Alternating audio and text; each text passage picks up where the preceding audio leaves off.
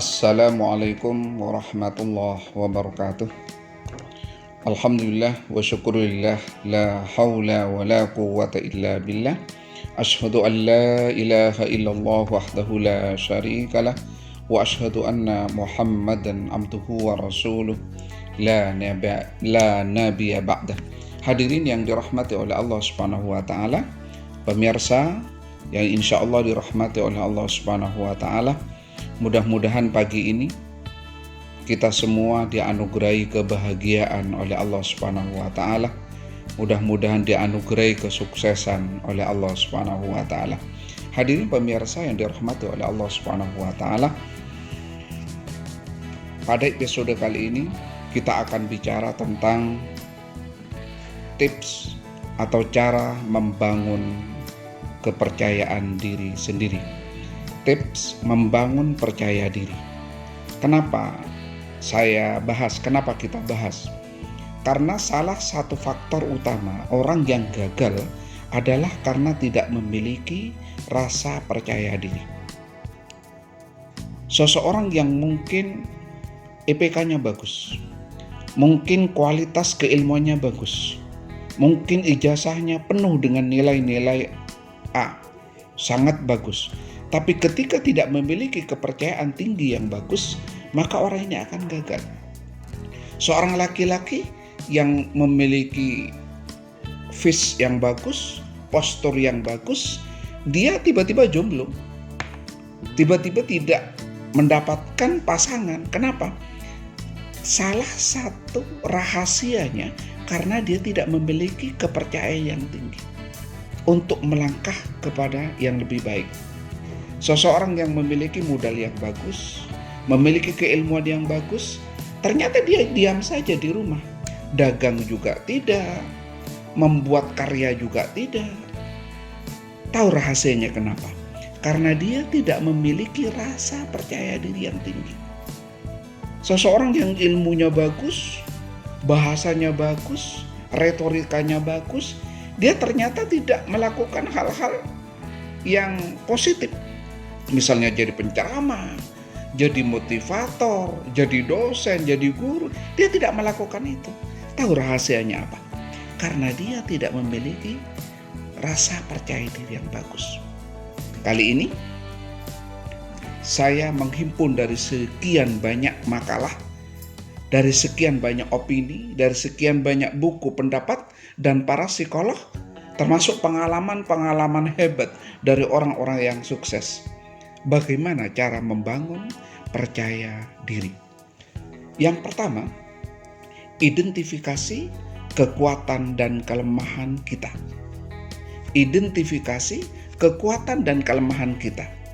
Petakan, buat daftar apa kelebihan dan kelemahan kita.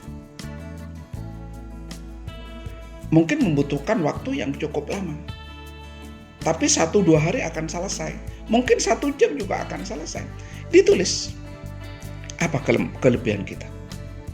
Ternyata kelebihan kita memiliki modal yang bagus. Ternyata kelebihan kita memiliki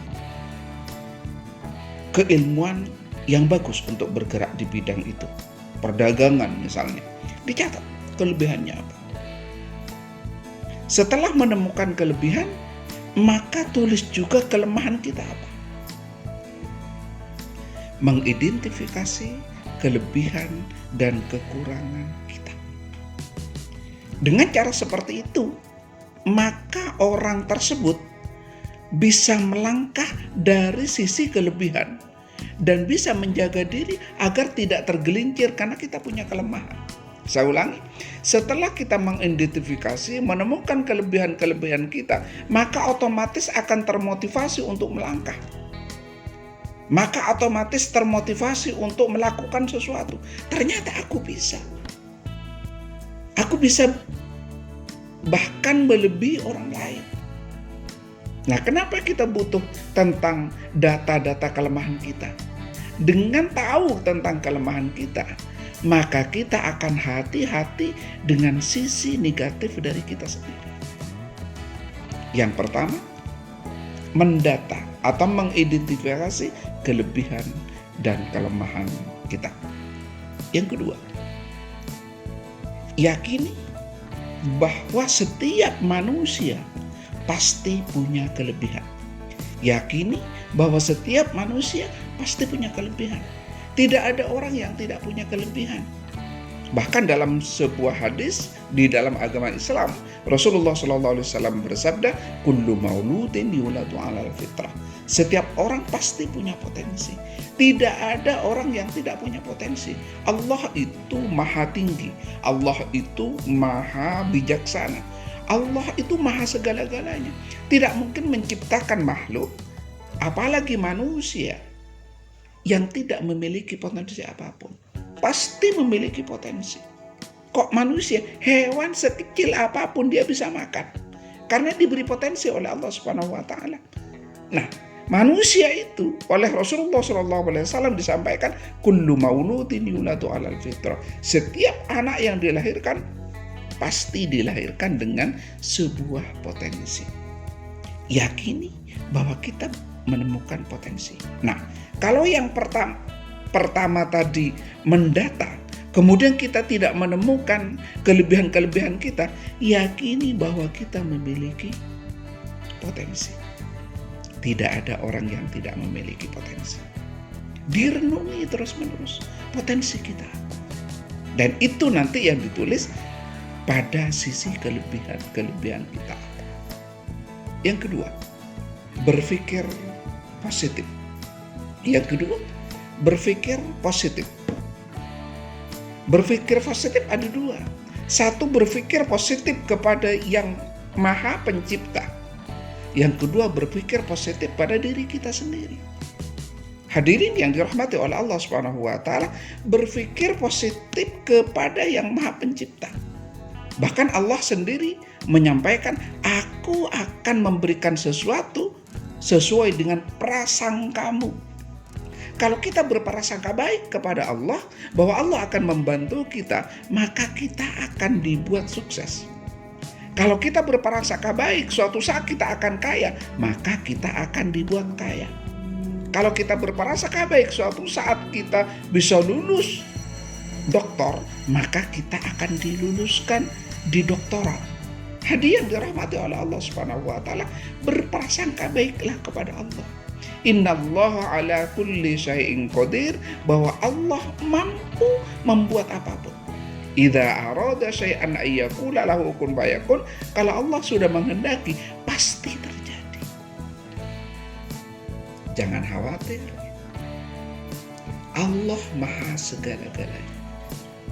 Saya ulangi, Allah maha segala-galanya. Maka berpikir positiflah tentang kehendak Allah. Yang kedua, berpikir positif tentang diri kita sendiri. Kecelakaan sosial adalah ketika kita merasa tidak mampu.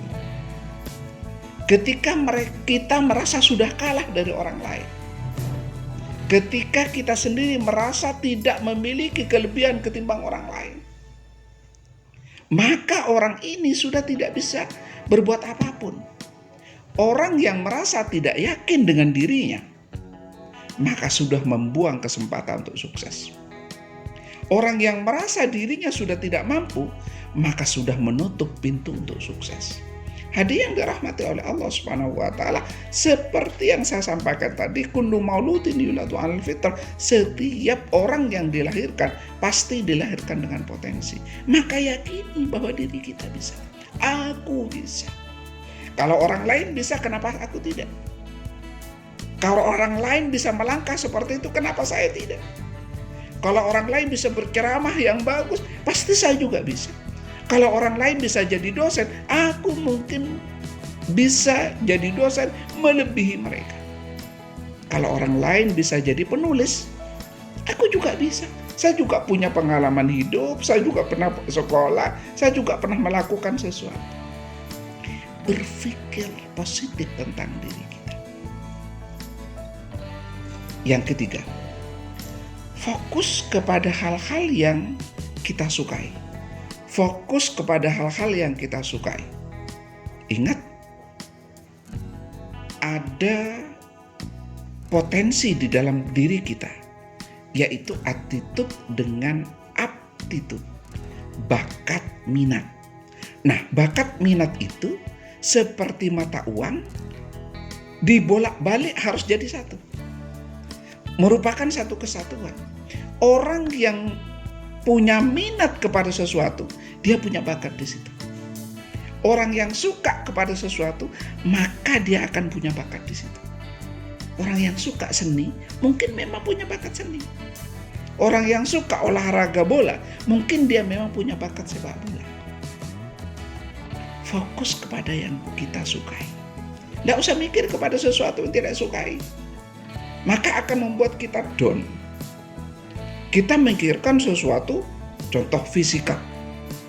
Kita tidak suka dengan fisika. Kita merasa dengan fisika kita bercerai. Dengan fisika kita punya gap. Ya udah, tidak usah berpikir tentang fisika. Tidak usah berpikir tentang sesuatu yang kita tidak sukai. Berpikirlah sesuatu yang kita sukai. Maka dalam penelitian di Harvard University, ada salah satu faktor yang membuat orang sukses. Apa itu? Pisang. Kesukaan. Jadi lakukan sesuatu sesuai dengan apa yang kita sukai. Jangan melakukan sesuatu yang tidak kita sukai. Kalau kita melangkah atau melakukan sesuatu sesuai yang kita sukai, maka rasa percaya diri kita akan muncul. Anda suka fotografer, suka foto sana, foto sini. Ya sudah, jangan berpikir yang lain. Jadilah fotografer yang bagus. Anda ternyata setelah melakukan aktivitas fotografi, ada kepuasan dalam batin. Dilanjutkan. Berarti di situ memang pisangnya. Maka timbul rasa percaya dirinya. Yang berikutnya, cari teman atau komunitas yang mengerti tentang kelebihan Anda. Cari teman atau komunitas yang mengerti tentang kelebihan Anda dan kesukaan Anda. Kalau Anda suka fotografi, maka bertemanlah dengan teman-teman fotografi. Kalau Anda suka menulis, maka bertemanlah dengan orang-orang yang suka menulis. Maka Anda akan dihargai. Orang tidak menghargai karena tidak mengerti. Orang tidak menghargai kita karena tidak tahu tentang kelebihan kita. Suatu ketika ada sebuah benda. Benda itu benda yang sangat berharga. Tapi benda itu benda lama. Benda itu tiba-tiba dibawa ke tukang rombeng. Di tukang rombeng hanya ditawar Rp5.000. Kemudian dibawa balik.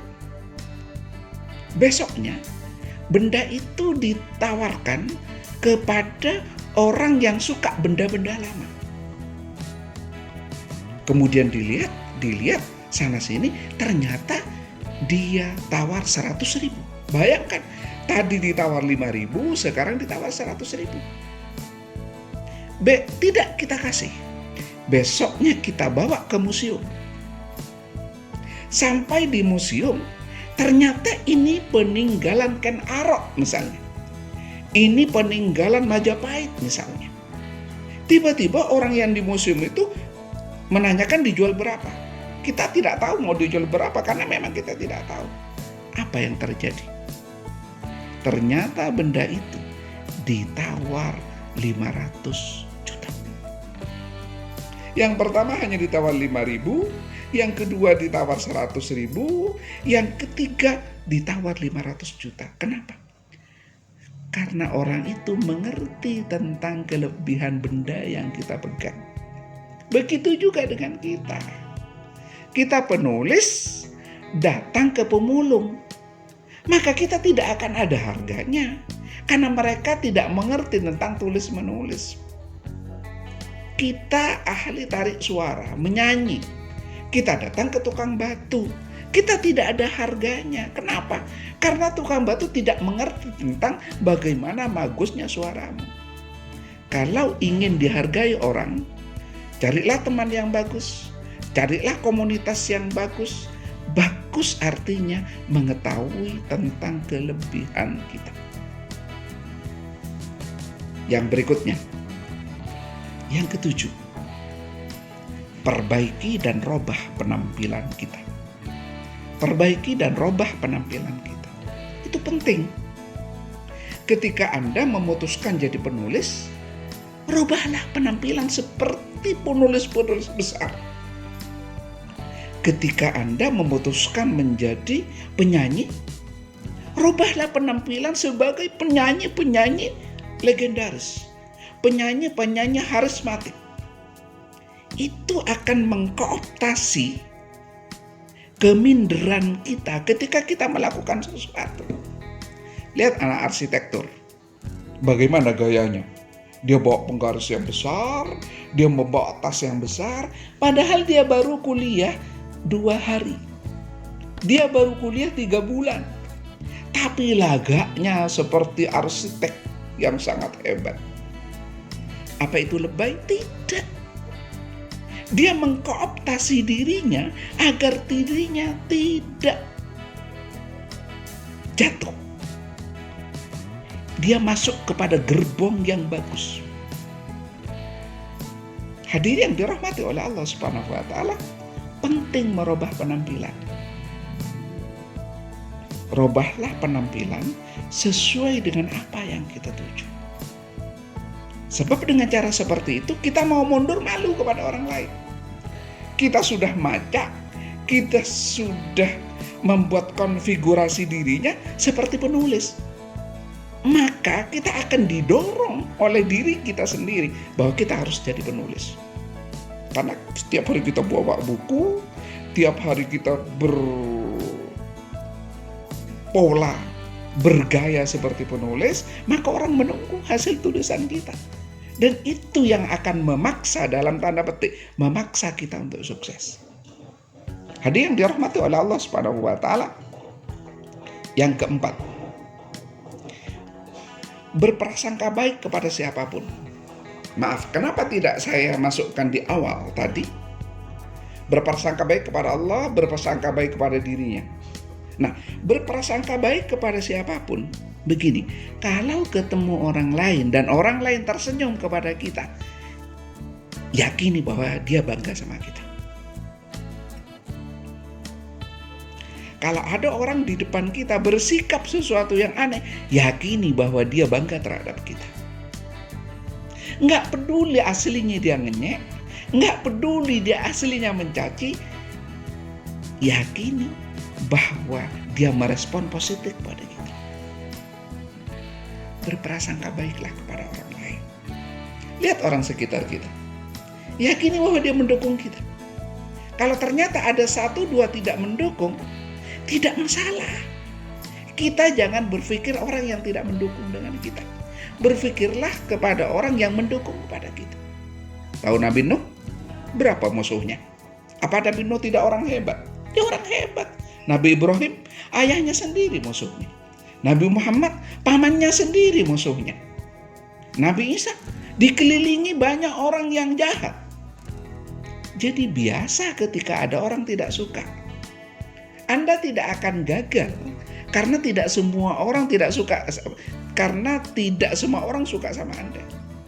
Anda bisa sukses walaupun ada 1, 2 orang, 3 orang, 4 orang, 5 orang yang tidak suka sama Anda.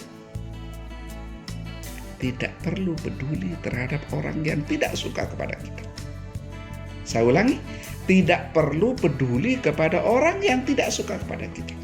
Yang penting kita sudah berjalan sesuai dengan koridor yang bagus, koridor yang benar. Perkara ada orang yang tidak suka, itu wajar. Karena setiap manusia itu memang punya pilihan. Tahu Tuhan? Apakah semuanya orang setuju sama Tuhan?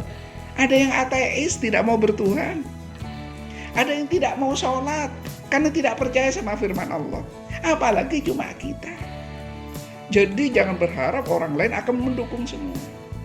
Lihatlah sekeliling kita, ikutilah Pikirkan orang yang mendukung kita. Jangan memikirkan orang yang tidak mendukung kita. Yang ke-9,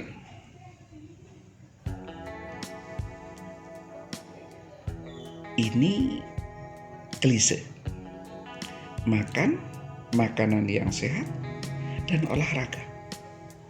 Apa hubungannya dengan keyakinan diri? Sebab orang yang tidak sehat dan orang yang tidak makan makanan yang sehat akan mempengaruhi psikologinya. Jadi orang yang hebat yang tiap pagi olahraga dengan makanan-makanan yang sehat. Ada bahasa indah dalam agama, kesehatan jasmani akan mempengaruhi kesehatan rohani. Ketika jasmani itu sehat, maka rohani juga akan sehat. Begitu juga sebaliknya. Rohani yang sehat akan menimbulkan kesehatan jasmani.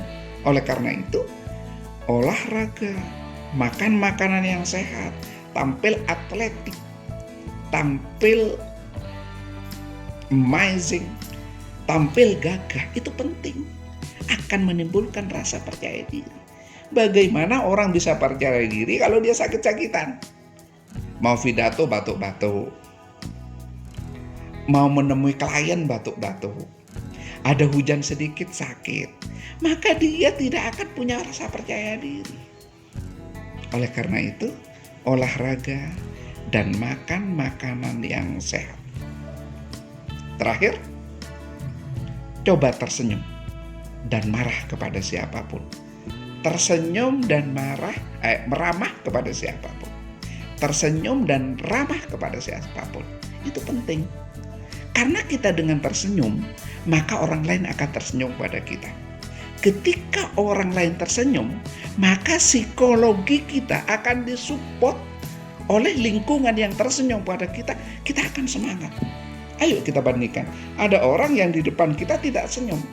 Ada orang di depan kita tersenyum. Pasti yang membuat kita semangat karena orang lain tersenyum. Bagaimana cara agar orang tersenyum? Kita tersenyum kepada orang lain.